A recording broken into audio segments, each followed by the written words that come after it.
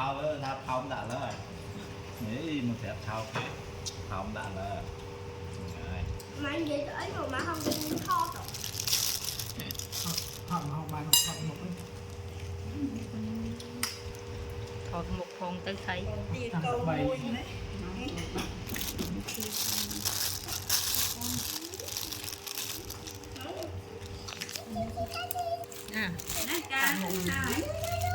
em chặt cho mấy càng làm on lấy này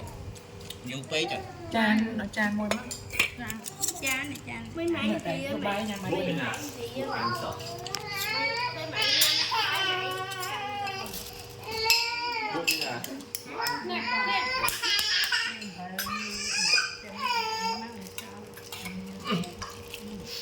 mưa phen anh phen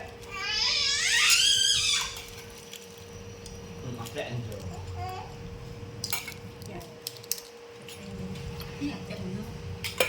nhà mai vậy chuyên bảo chứ nó ngon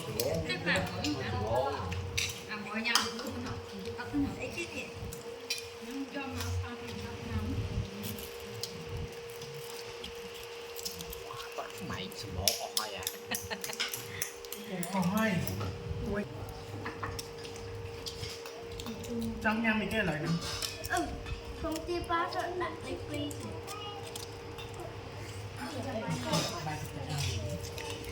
mà không chia cái là